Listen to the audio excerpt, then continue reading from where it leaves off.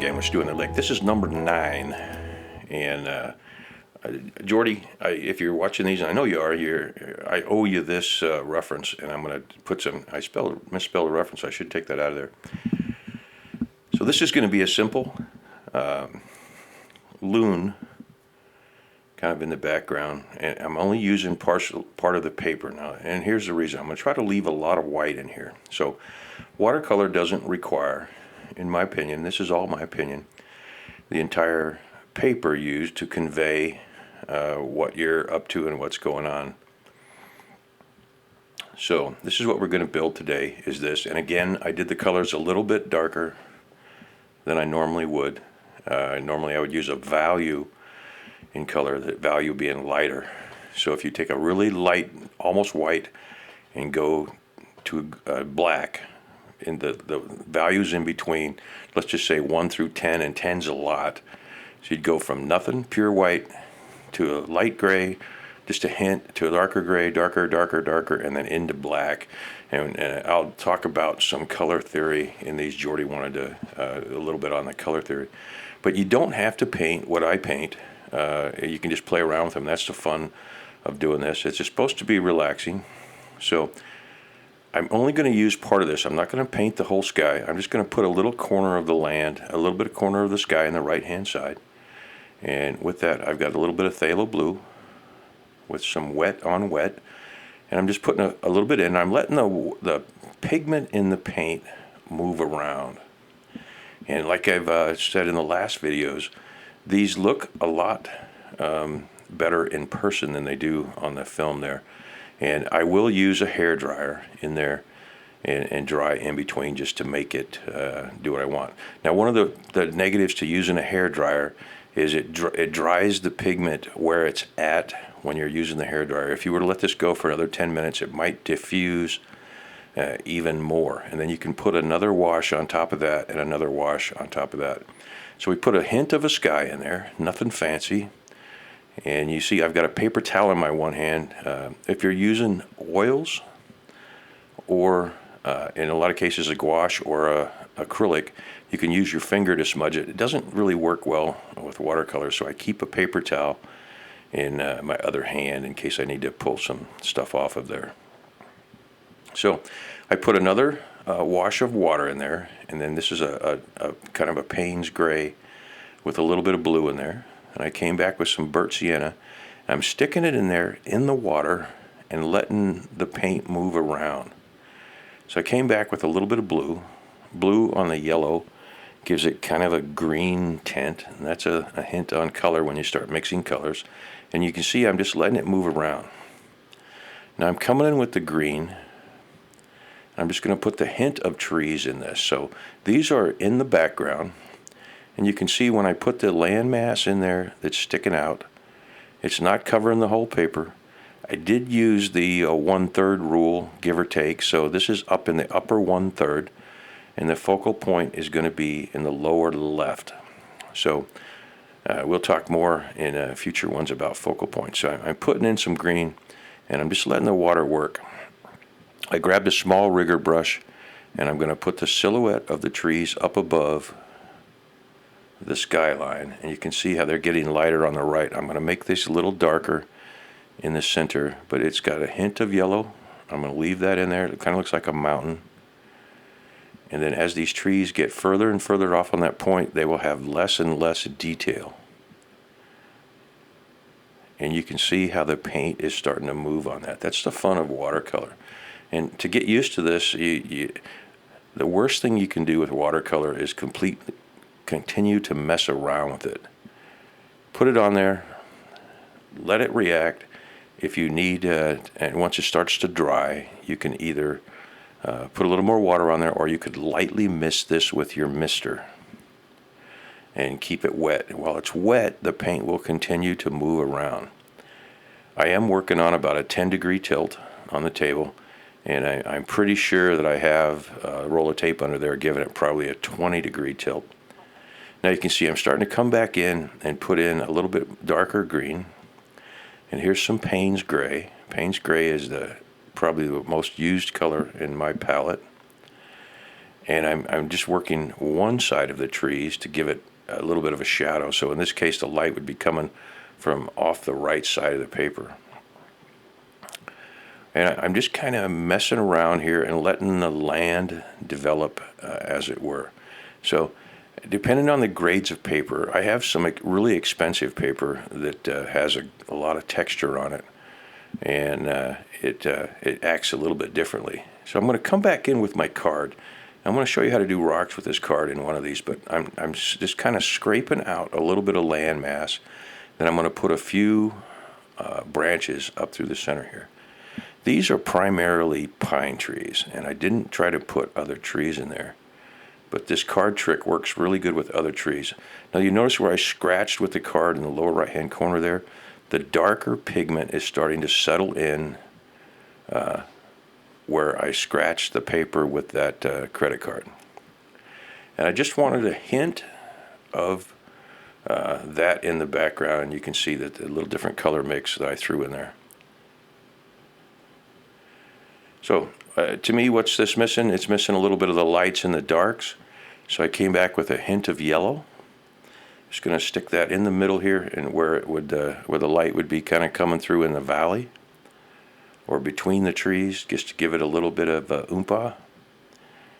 And I'm not trying to cover anything up with it. I'm leaving some white in the bottom, and I'm working sporadically and actually really rapidly. Now, Jordy had mentioned that his best looking tree that he did, and I love all the stuff he's been doing. It's awesome, and that's the fun of it, is just experiment around with it and see what you come up with. But in a lot of cases, when you paint something a little bit faster, and you're messing around and you're not trying and concentrating, it turns out better than if you were concentrating and messing with it and messing with it and messing with it. So put it on there, let it move around, and see what it's doing for you. So here's some Payne's gray with a hint at a touch of blue in there, and I'm just going to draw a silhouette of a loon. The stuff in the background has less detail, it's fuzzier, and it's more in the background. So I'm just drawing in the silhouette of a loon. And someone made a comment in the painting there, and it has a touch of blue in there. I'm leaving the white kind of around the bottom, and you can see I got out of control there. And then the loon has the white in the front. So this is just a silhouette of a loon, and I am drawing it in freehand. You can take pencil and pencil in your drawing, and then paint over the pencil. And you really won't have, it won't show. You can erase it, and a lot of times the pencil will fade or be under the drawing. So I'm putting just a silhouette in, and I'm leaving some white. So now we see that the loon is the focal point. He's on the left side, and we needed a little something in here. Now notice I left a lot of white paper and just a hint in the corner. And to me, this looks good on watercolor cards or in a painting. So if you're using oils or acrylics, a lot of times you will paint the whole thing. In fact, you talk to some artists or listen to some artists, and they'll tell you white canvas or white paper scares me. And I have to cover that all up with color and then start painting out from there. To me, the beauty of watercolor is you're looking at little pastel, lighter colors and different values and hues, and you're just getting a hint. Now you're starting to see that this is obviously a lake, and I'm going to put a couple of little fine lines in here, but they'll be very, very, very fine. And that was just a very light wash of Payne's gray. So now I'm putting water in the bottom here, and I need the shadow from the trees.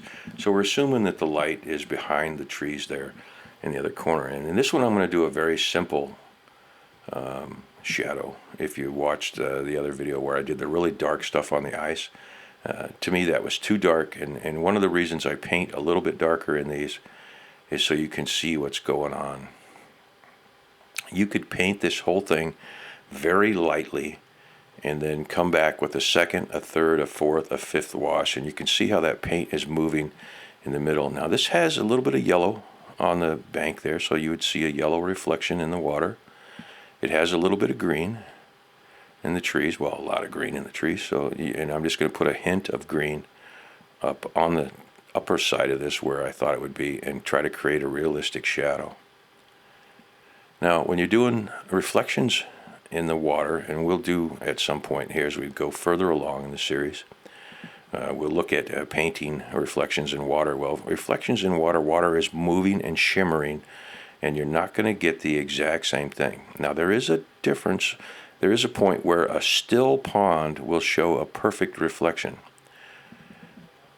So since I'm doing a minimalist painting here, I'm just different colors of gray, green, and I'll put a little bit of yellow, maybe a little bit of brown in there on these reeds. And these are just reeds that would be sticking up out of the water. The loon is in the corner coming out of the reeds, and I'm using a small rigger brush. And I'm just continuing to add these until I'm happy. And they're just random shapes. If I was trying to do an actual painting as opposed to a demo, I would probably take a little bit more time. But you can see where they would come out of the water, and when they come out of the water, they break the plane of the water. Now notice around the loon there that I'm coming off of the paper into the tape. So if you were looking at this and you'd framed this photograph, some of these reeds would have come from outside the reference frame of the picture. Does that make sense? And I'm not going to put a red eye in the loon. To me, that kind of takes away from it a little bit. You can put a little red eye in there. But the idea behind watercolor is minimalist. So these would be cattails, and I'm going to put them at random. And they're just a hint. Now, I really zoomed in on that really well. I am going to come back at some point here with a little bit of gouache, white gouache, and do the water, and then highlight a few things on the loon. But you notice how these push the loon back just a little bit? So now the loon is pushed back. The one I put in the corner, on the upper right-hand corner there, the lower right-hand corner, pushes the island or the peninsula back. And then I'm coming in with a little bit darker. I started with a light wash of gray on the water, then went to a lighter wash of blue, and now I'm putting in a little bit darker in there. And if you look at water, you can start to get that. Always shine your painting. I suggest you shine your painting in the lower or lower, upper or lower right or left corner of it.